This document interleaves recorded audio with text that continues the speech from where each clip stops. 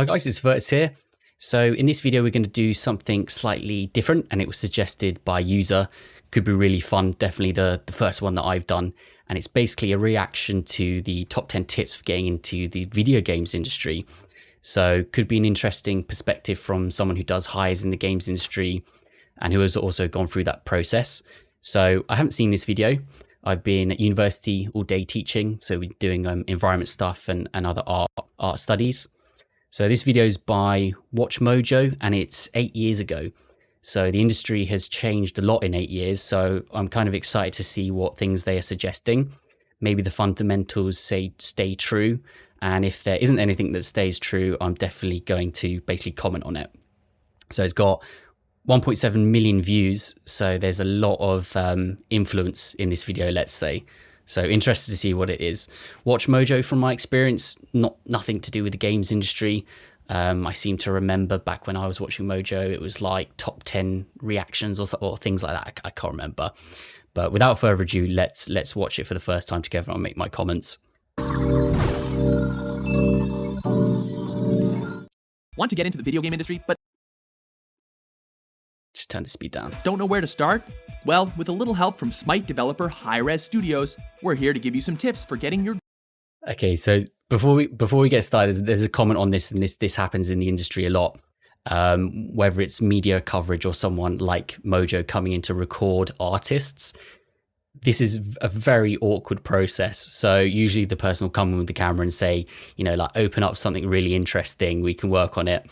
And in the studios that I've been in, usually the camera person's like super awkward.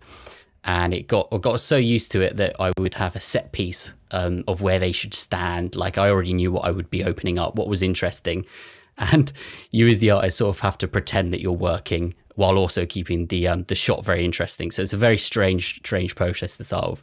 So I appreciate this. dream job. Welcome to WatchMojo.com, and today we're bringing you the top 10 tips for getting into the gaming industry. Number 10, check your ego at the door. I know there's a few of you out there that are desperate to see your best idea come to reality, and also dream about getting perfect 10 review scores and winning numerous Game of the Year awards on your first game. But believe us, that is not a likely scenario. One of the biggest misconceptions about video games is thinking that cool concepts alone make a great game. Don't knock on a developer's door saying that you've got the best idea. You won't have been the first. Your great idea has probably been thought of before. We have too many ideas in the game industry. It's all about whether you can execute them. Okay, the first one's interesting. Check your ego at the door. Obviously, like a really good process to do. Egos don't necessarily have to be a bad thing, as long as you can funnel that into like goals and aspirations and working on stuff. I'd say if you're working inside of the games industry, especially on teams, egos can be like slightly a bit of a conflict. The second thing that he's talking about, where people have game ideas and they think that they're sort of like the most fantastic thing, really super common. When you say you work in the games industry, everyone will come to you with their game ideas. Game ideas are really easy to think about and to concept. The hard bit is actually implementing them, finding funding, a good team. So especially for new people, especially games designers, they'll often come with like really big ideas. But just listen to them and let them do it. It's only when it comes into the implementation and sort of the veterans understand that, like, how hard it can be. So yeah, good tip to start off with, but I'd say it depends how you basically like use that. Well, Number 9, attend developers conferences. While it's not a one-size-fits-all solution for getting in the door, dev conferences can serve as a good way to get other developers to know you. Some conferences may even have panels or workshops on what certain companies are looking for. Okay, this will be a quick one. I'm glad the commenter sort of like gave a caveat to that. A lot of people have this kind of unrealistic dream that they're going to turn up to a conference and they're going to have a real rapport on someone, and then someone's just going to give them a job straight away. That's not going to happen. So if you're really looking for getting a job, instead of going to these conferences, use that time to actually practice and get your portfolio better. There are occasions where you could do that, but maybe you're not so good at conversing with others and communicating, you're not so extroverted, then conferences aren't necessarily that beneficial. Although I've been to many conferences and artists come up and you do form somewhat of a relationship with them, and you can contact them and they come on your book. So I have met people at conferences, but I think the probability is so low, you should focus that energy especially at the start somewhere else. For. However, it is absolutely essential that you actually have something to prove before you start rubbing shoulders with some of the industry's best. And don't get discouraged if you don't leave with a killer lead. They go to like GDC or any of these conferences and they kind of put all of their eggs in the networking basket, like, oh, I'm gonna meet the right person and that's gonna get me this job. It's like, that works. Yes, sometimes it is the people you know.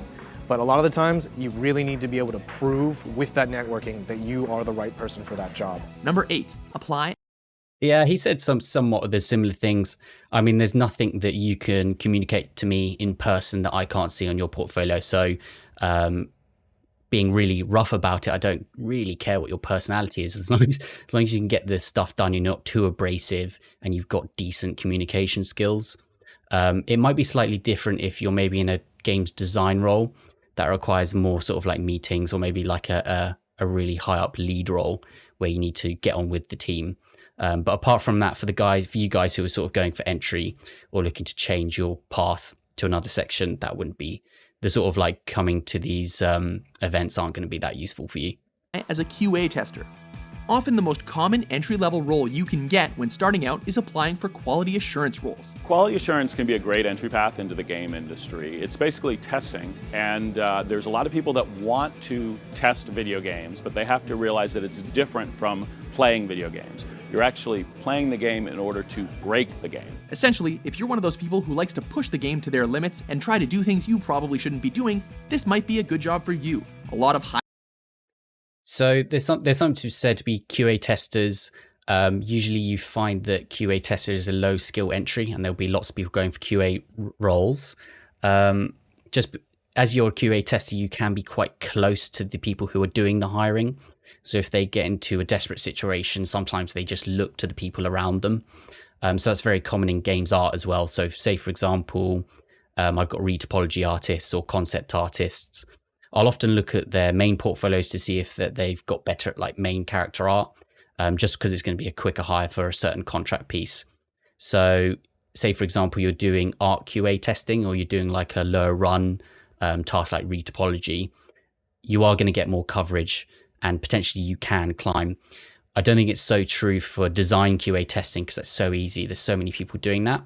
But art QA testing, and definitely if you're doing things like retopology, or just getting your foot in the door for the first section, that's actually quite good for getting into the higher ends of the games industry.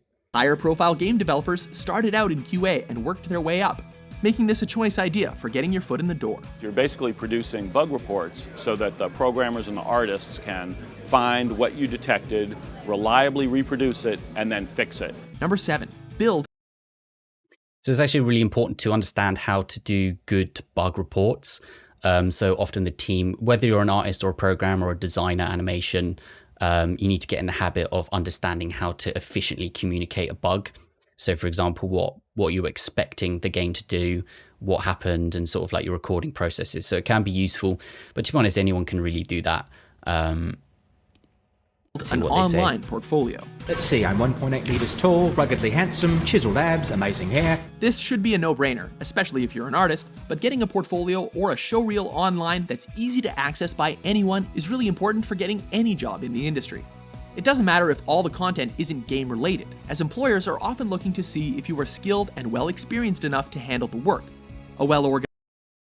I'll stop here. I think I understand what he's going to say. So yeah, of course, the portfolio is really important. I don't stress that enough. Often it doesn't even matter what your resume is. We're not going to look at all the words on there. The first thing that I'll be looking for when I'm hiring an artist is basically their ArtStation link. And if it's efficient for me to look at their art and see their wireframes, see their layouts, that's going to be a good process for me. Organized portfolio and resume is an easy way to convey this. From an art perspective, it's really all about your portfolio. It's the quality of the work. It doesn't really matter how you got there, whether it was from art school or self-taught. It's all about a really awesome portfolio that'll just blow away an employer. Number 6. Yeah, that's the thing. I mean, we don't care how old you are, how you got there, whether it was solo, paid university, if you have a degree, if you have one of those silly accreditations from the online courses, it completely doesn't matter. We literally just look at the photos. That's very true. Internships and practical experience. This is very good if you're just starting out, or you need to get the feel of working with a team. Internships might not be great for your morale since you won't be getting paid, but it certainly helps for all those job listings that say you need 2 to 3 years of experience. Yes, taking up internships and getting work experience seems like something that can go with any field, but it's just as relevant here as in any other real-world job. While there are horror stories of interns being overworked for no financial reward, ideally, you'll be in the right place when they start looking to fill paying positions. One thing I would tell anyone looking to get in the game industry is that you have to be insanely just persistent and tenacious. You cannot give up after the first no. You have to just never give up. Doesn't matter how many no's you get. Number 5. That's very true. You have to be persistent. The amount of emails that I sent out, and then all of a sudden everything laid out in 2 weeks. I got a university role and also like an industry role at the same time. Internships and practicals, I'd say really good. Like if you can get on a team of your friends, that can be very beneficial because you're all working towards deadlines and working hard to achieve something. I certainly chased up summer internships in between when I was working at university, and that is the thing that's basically got me ahead of other people in that university. So when I first applied for it, it was very intimidating. I had to go for these sort of like hobbyist interviews, but these people were in the industry, but they were still working on indie projects.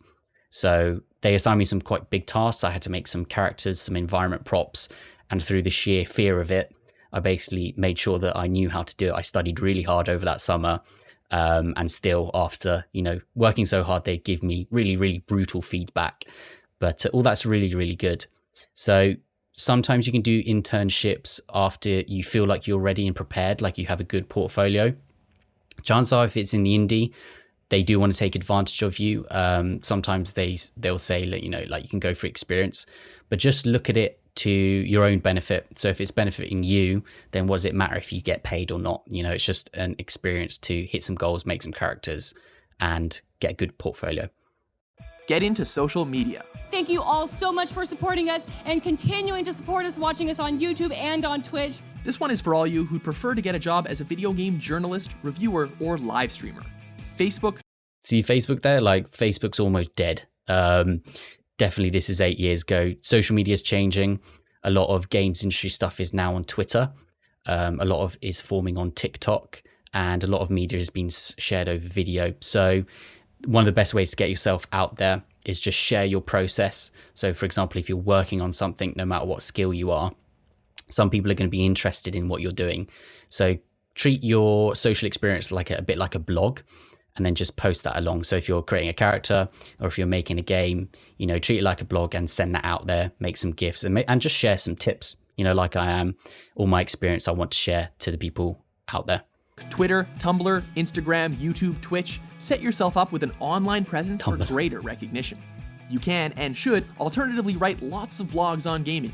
And don't stop, because whether it's on gaming news, reviews, or opinions in the industry, the more you write, the better you'll get at it. For more on live streaming, check out our video on top 10 ways to make money playing video games. There's several things that can make you unique and different from a streamer, but you don't just want to be a bland, boring personality that's mediocre at the game. You're not going to get viewers that way. Number 4, specialize in your field. One of the biggest mistakes you can make in a job interview is to say that you'll do anything. Remember, you're not the only one going for that job. It's usually about sticking to one field and being the best at it. So this is true. It depends what your goal is. So say, for example, when people are studying games industry and at university, they'll often want to be in the things they know. So say, for example, character artist at Naughty Dog or character artist on Overwatch. The games industry got so much bigger, and there's way, way more slots with different skill levels and also different positions. So it used to be traditionally that you had to be super specialized. So say, for example, you had to be a hair artist, low poly, or a main sculptor to fit into the bigger industries where there's sort of like hundreds of artists. Nowadays, you've got so many indie companies. And so where he says you don't have to be a master of all, that can actually be quite useful. So if you are the person who can make trees, environments, characters, someone will require those skills on an indie team. And it could actually be the difference between an entry. So sometimes what I see is people aim a little bit too high with their specializations. They think that they can go straight for the big guns, the AAAs. But when in actual fact, the games industry is so broad, there will be a space for whatever you find your niche and your passion for. So slightly outdated the suggestions there. But the Not just climate's doing changed. everything sort of averagely. Make sure you know what you want to do when you go in for your interview. Don't kind of say that you could do multiple things or that you're a jack of all trades. No one's really looking for someone to do multiple things out the gate. They want to know what you can specialize in. The main fields for any development team are usually art design, programming, and game design. You'll basically need to pick one and focus the best you can.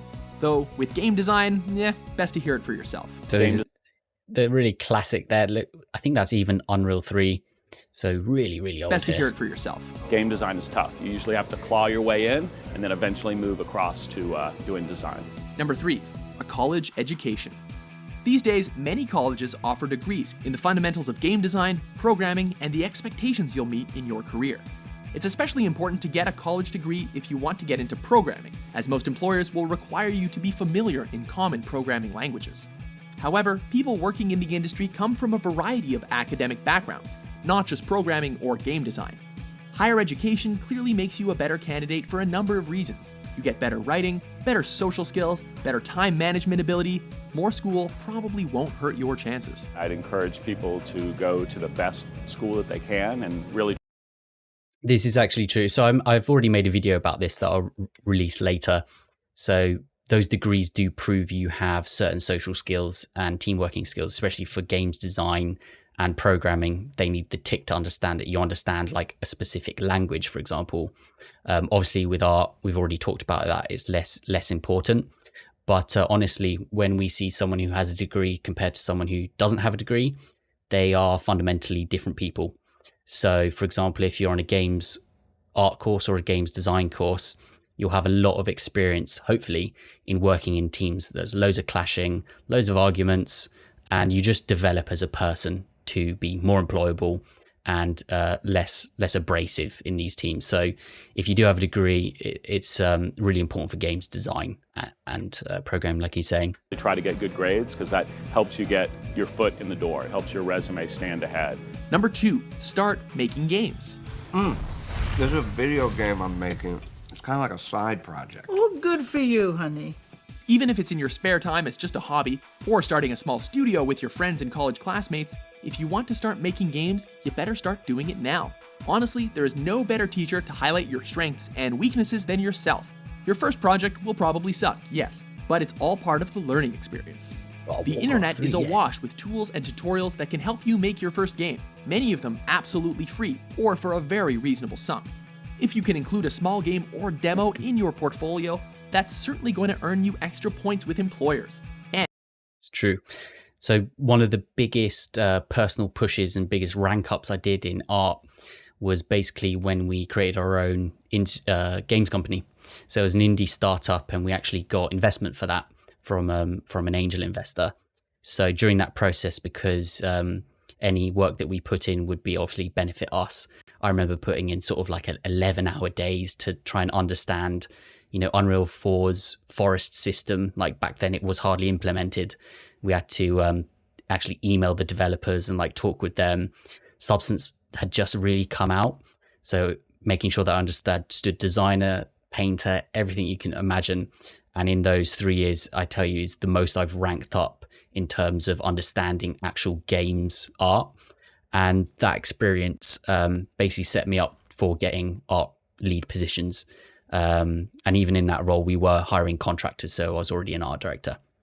So totally agree with that. If you can actually be in a position where you're actually creating games and hitting real problems, then the art director is going to be super interested in that. And they're also going to ask you a lot about that in the interview, because it's going to be an interesting topic point.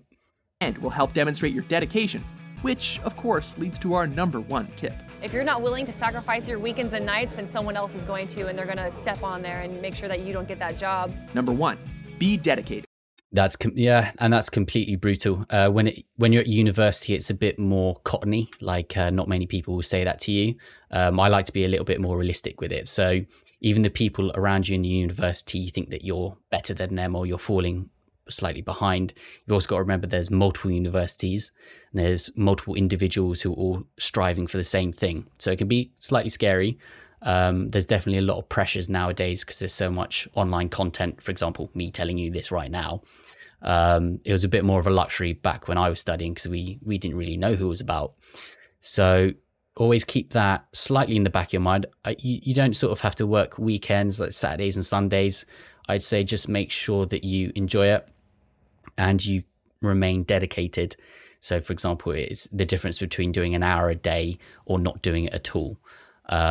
Also find things that are interesting to you. So consistently discovering and setting your goals quite high. So things like challenges, as we said, indie companies are really interesting, and any personal projects that you can keep accountable with your friends.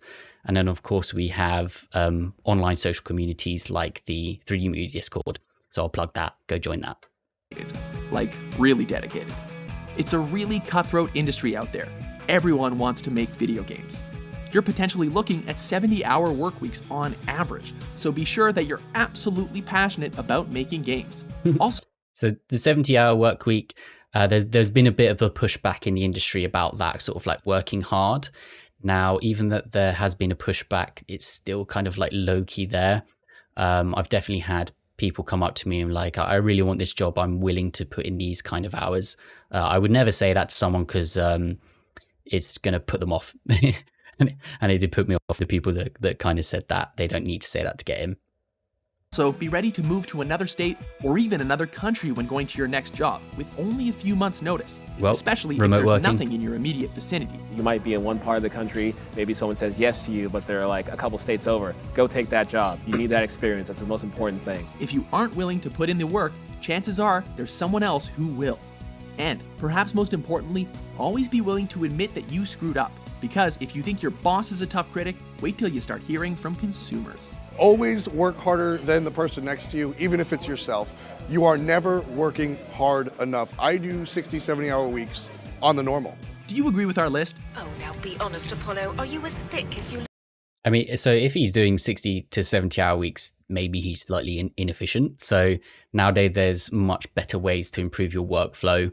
On the case of relocation, this is something you'll do for a higher position, maybe art director or senior role. They'll give you relocation assistance, so it can be very easy, but you have to be prepared to move. That is very true, especially if you want to climb up in the career. But of course, nowadays we have remote working. So becoming a remote contractor is, for me, is one of my favorite things. You know, you can be wherever you want in terms of your costs in your living and your living circumstances. But also you can get paid like quite a good rate depending on where the company is. Look. Is there any other advice you'd be willing to give anyone who wants to start making video games? Don't be a dick. All right. There's a good tip. Yeah. For more informative top 10s published every day, be sure to subscribe to WatchMojo.com.